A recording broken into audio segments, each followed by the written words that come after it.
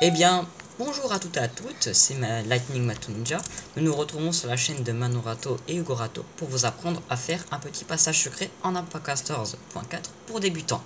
Alors, ce passage secret consistera à utiliser de la redstone. Donc là, nous nous retrouvons sur une map survie que j'ai créée. Et donc, je me suis mis en créatif pour la vidéo, pour les besoins de la vidéo. Donc ce petit passage secret consistera, comme je vous l'ai dit, à utiliser de la redstone et sera pour débutants. Donc voilà, donc on va rester sur quelque chose de très très basique et de très très simple pour vous apprendre un peu les bases de la redstone pour faire un passage secret.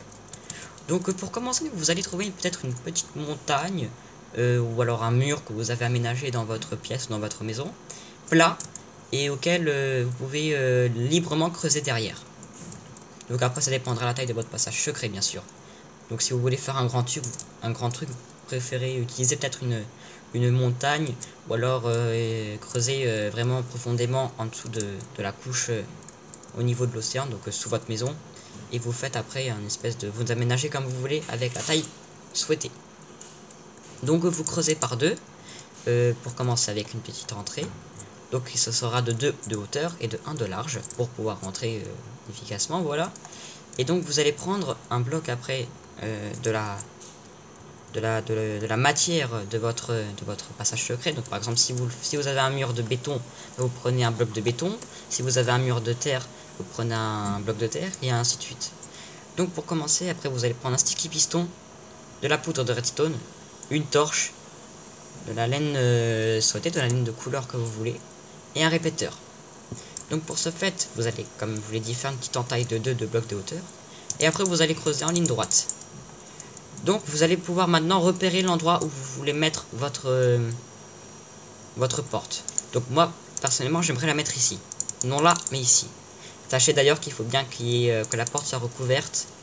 Puisque après, le contour de les blocs derrière, à gauche et à droite de la porte, je voulais dire, de la porte, soit recouvert pour ne pas voir le système de redstone.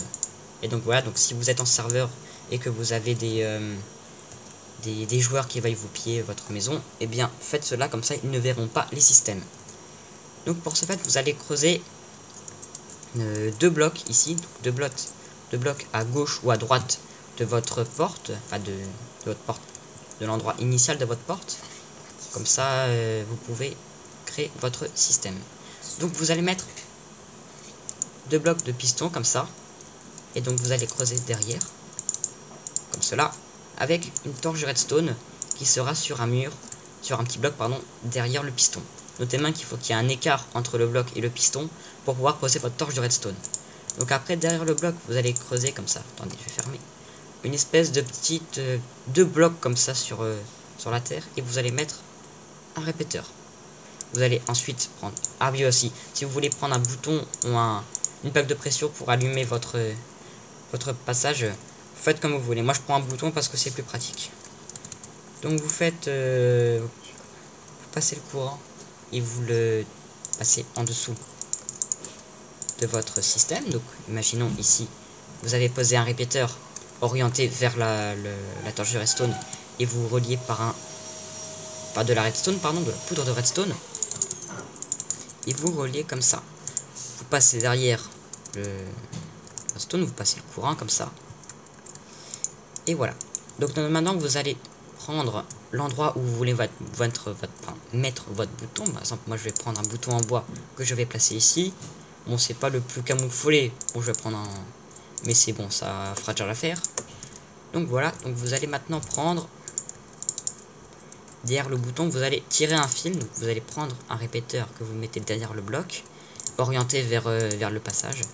Et vous allez pouvoir maintenant, avec un bloc, relier votre système. Voilà. Donc là, j'avais relié là, donc je sais pas pourquoi. Vous allez fermer comme ça. Notez bien que pour réussir ce passage, il vous faudra minimum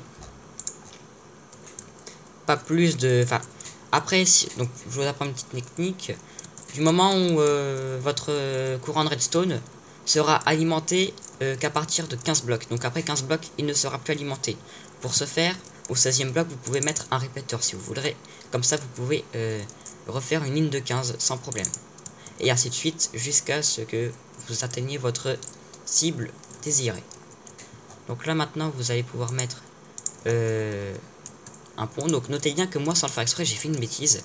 Vous voyez que si je mettrais un bloc ici pour pouvoir passer, vous pouvez voir que le bloc coupera le système de redstone. Donc pour ce faire, vous pouvez mettre une demi-dalle, comme ça le courant ne sera pas coupé par celui-ci. Donc vous allez pouvoir maintenant fermer votre système. Donc là voilà. Donc là pareil, ça pourra aussi se couper si vous mettez un bloc. Donc pour moi, donc pour les besoins de la vidéo, j'ai pas trop calculé le truc, donc j'ai plutôt fait comme ça. Donc voilà, donc j'ai pas vraiment calculé comment ce serait les dimensions. Mais bon voilà. Donc après voilà, donc vous avez fini votre porte et tout. Ce que vous pouvez faire, c'est que vous pouvez, bon, éviter de casser ça bien sûr, mais par exemple faire un peu des détails dans votre porte, enfin dans votre mur et tout, pour pas qu'on voie que ça a été creusé. Donc pour voir que c'est vraiment peut-être naturel et tout, même là, là, voilà. Donc vous pouvez maintenant appuyer là-dessus et ouvrir, et vous voyez que cela marche.